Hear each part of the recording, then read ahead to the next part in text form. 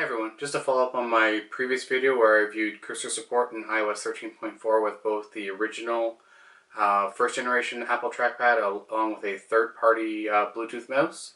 Today this actually showed up in the mail for me, so my wife actually was kind enough and ordered this for me.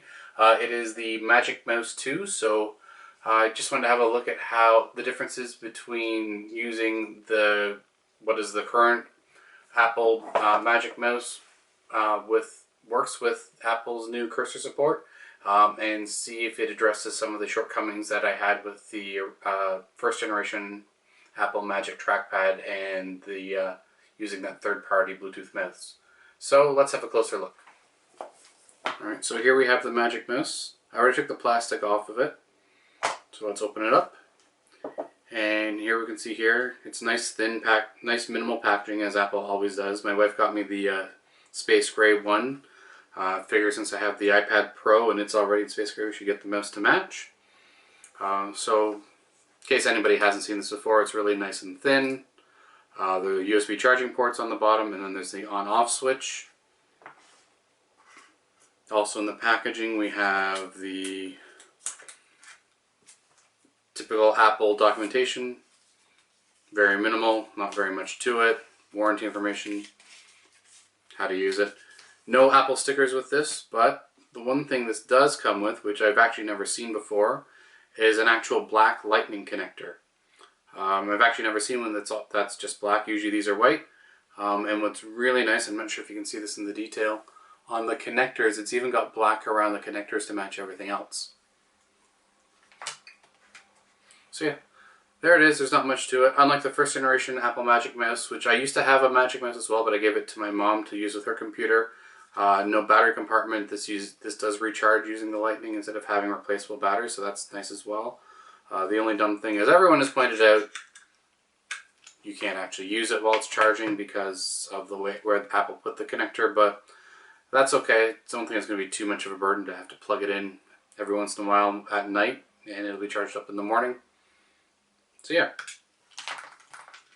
So let's have a closer look at how this actually works with the cursor support in iOS 13.4. So connecting the Magic Mouse to the iPad should be pretty straightforward. Just go into Settings, Bluetooth, and turn on the switch on the bottom of the mouse. And in a couple seconds we should see it appear under Other Devices. Just tap on the device and choose Pair.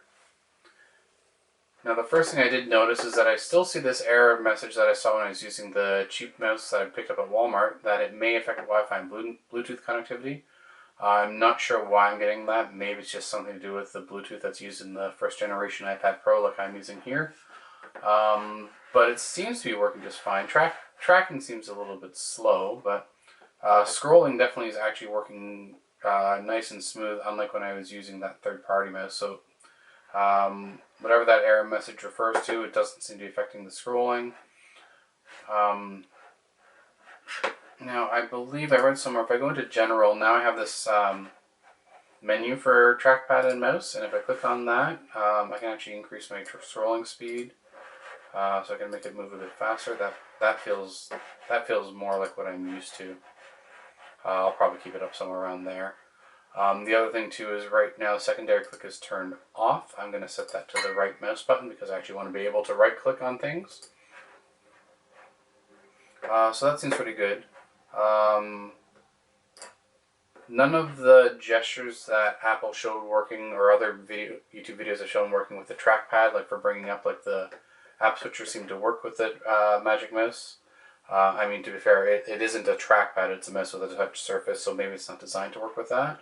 But I can still go down to the bottom to get back to the home screen, and if I swipe down again, it brings up the app switcher. What's nice as I try this is actual left and right scrolling is actually working, unlike with that mouse I picked up from Walmart that only had up and down scrolling. So before I had no way of scrolling left and right, this actually works quite nicely and smoothly. So if I go into Photos like I did last time, go down into Albums, I'm actually able to scroll left and right, which I couldn't do before. The other thing, unlike the trackpad where I had to long press, now I can do a quick right click, and I can actually bring up the context menu, which is really nice. The other thing I wanted to test, because I had issues with this before, was when using the weather network. I can actually scroll up and down. I wasn't able to scroll at all in this app before, really. And if I go to something like the precipitation, I can actually go left and right as well. That's it. Much better experience than it was with that using the third-party mouse, and definitely better than using Apple's original trackpad. I said this, if you have this and you want to use this with your iPad, you're probably going to be really, really disappointed. So you probably don't want to use this at all.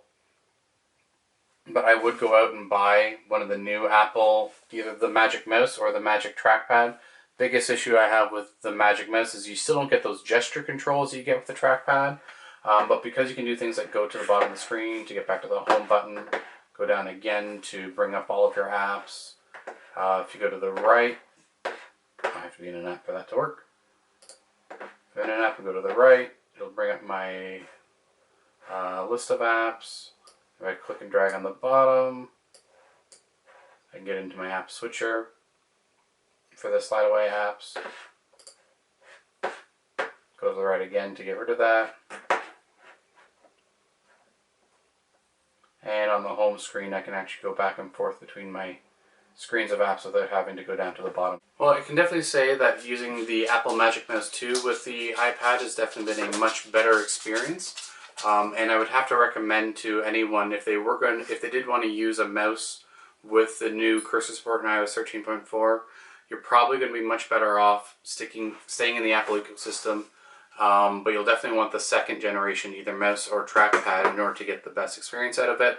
But I can say, now that I have the Magic Mouse 2 and playing around with this, I can definitely see this is going to be a much fuller experience. So you're not going to still have to go up and touch the screen on your iPad. If you want to just be in a full mouse and keyboard mode, you'll be able to do, from what I can tell, everything you would used to be able to do with touch by using this mouse with your iPad. So you'll definitely have a much fuller experience. So hopefully that helps you out, gives you the information you need to know as to whether or not you want to get a third-party mouse, whether or not you want to get a new Apple mouse if you have the first generation.